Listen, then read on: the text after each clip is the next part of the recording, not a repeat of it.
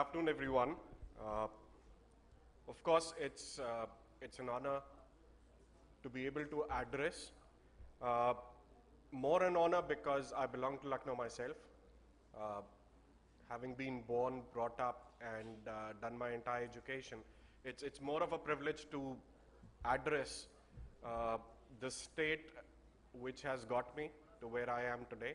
I would just like to give you a brief background on what we at WD do, what we can do, what are the capabilities, and how we can be a partner from the experiences which we have globally and the expertise which we have in whichever way we can help us get to a better, a smart city situation or a smarter citizen situation, whichever which way we want to look at it.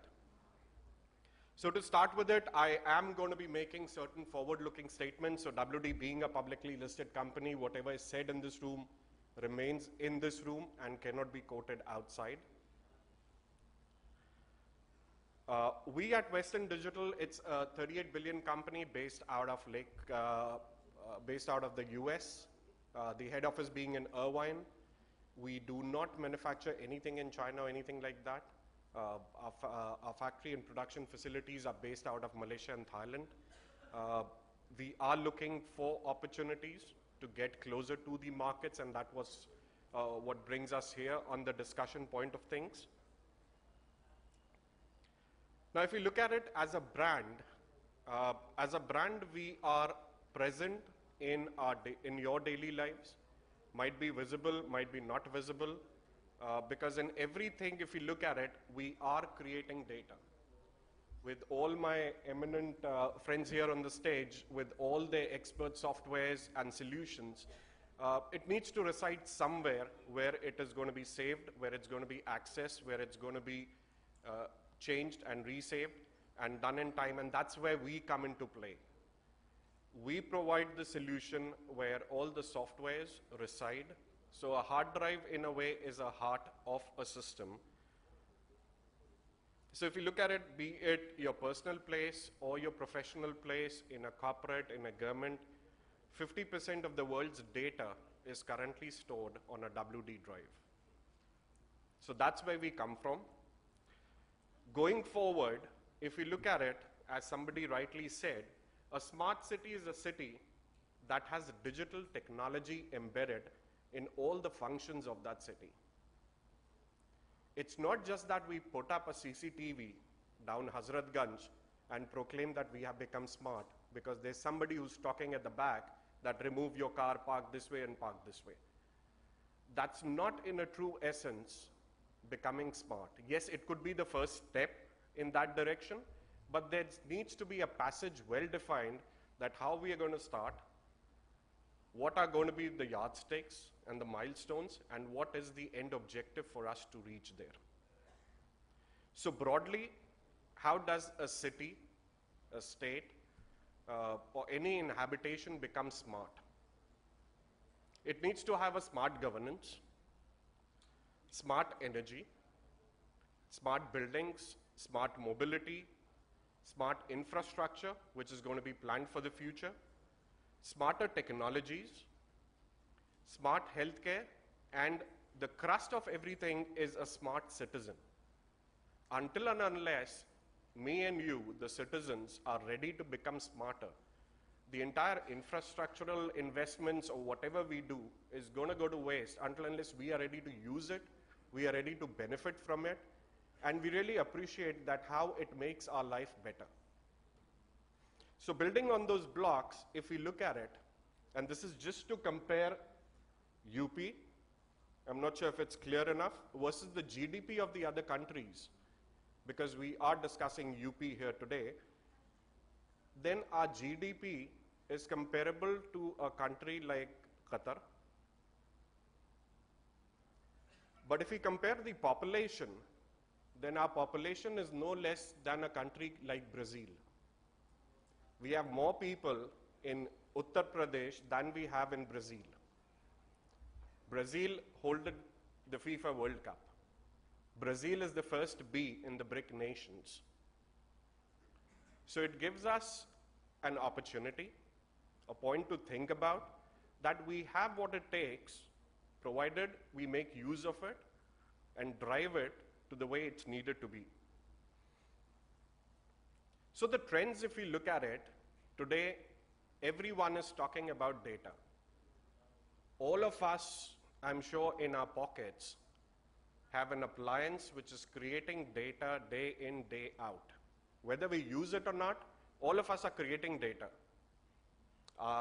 Mobile phones, which just used to be feature phones, have become smarter. The pictures used to be 2 megabytes a few years ago, have now gone up to 5, 6, 8, and as the resolutions keep on going up, we are creating more and more data. But what are we doing of that data?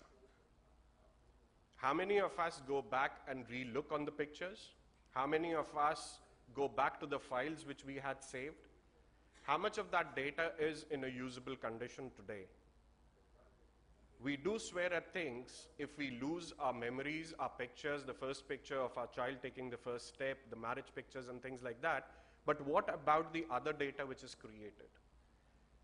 And the amount of data which is getting created is enormous.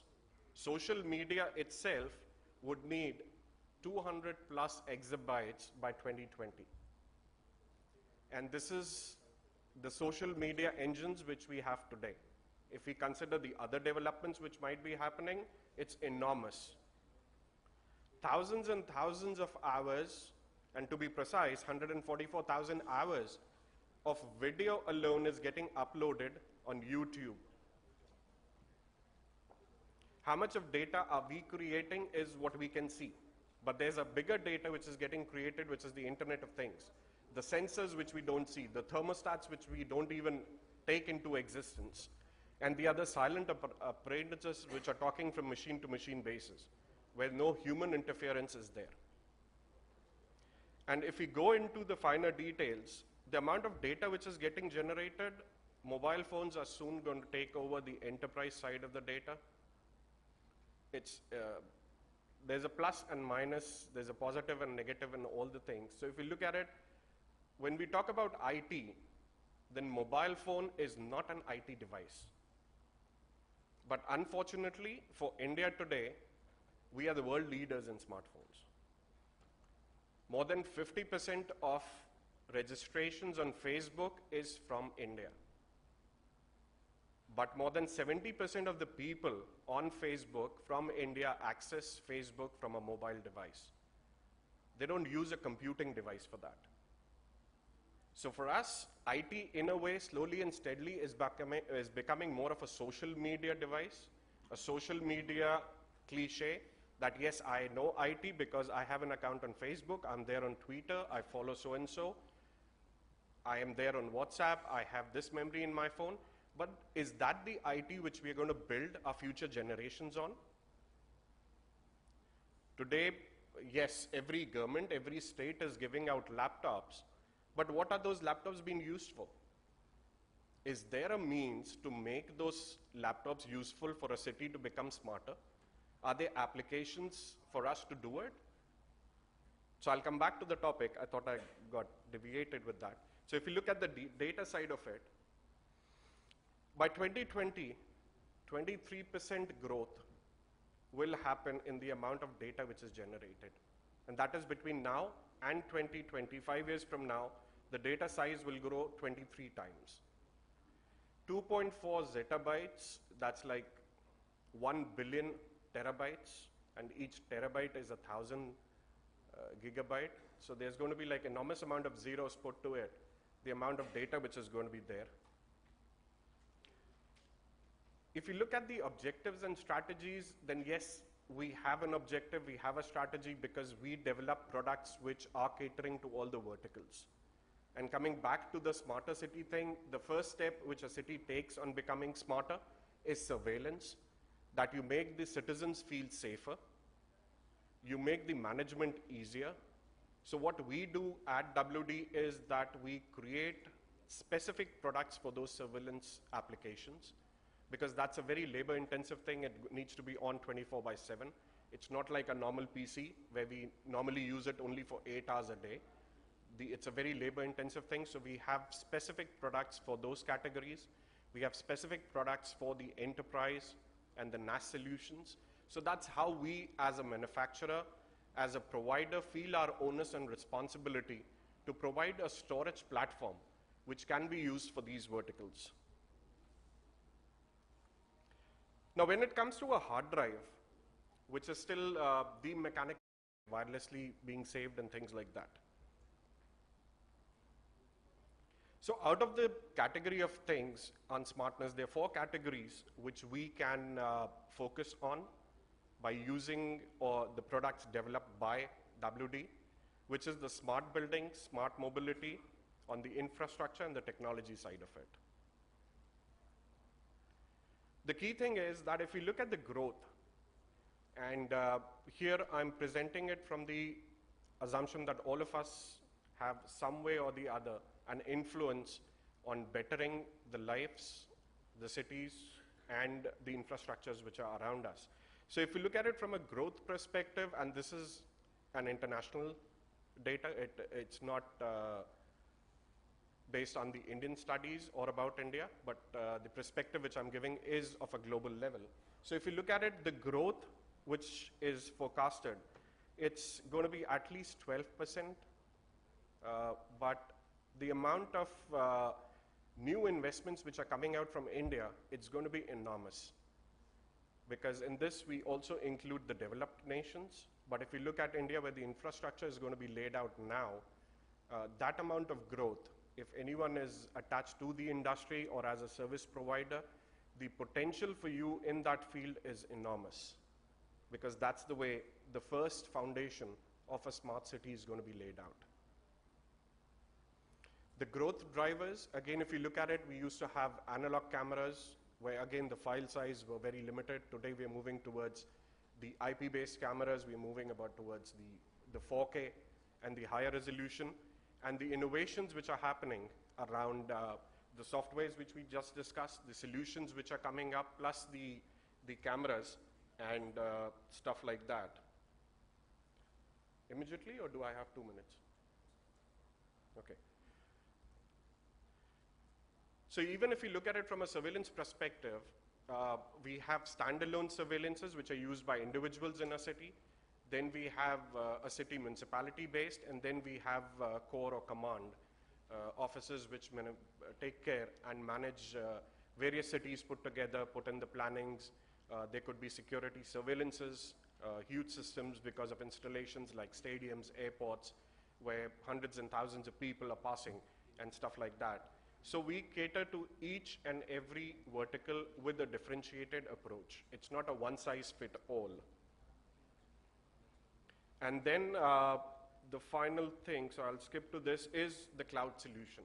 So cloud, we have spoken about it, but again, if you look at it, cloud can be distinguished into 3 parts: public, personal, and private.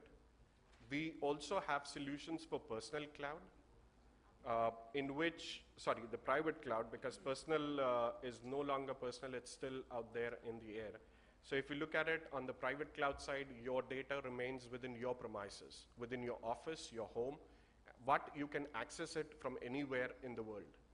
You don't share your data, you don't have the thought at the back of your mind that what if somebody hacks into my accounts, which happened in the past, and gets my personal data, my personal pictures, my accounts, and these things.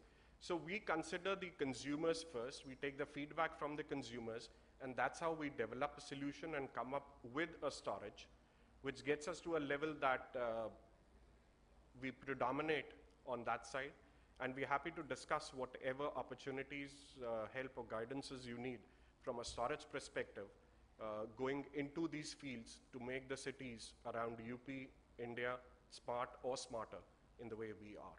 So with that, I would thank you for the time you spent listening to me, and wish you all the best.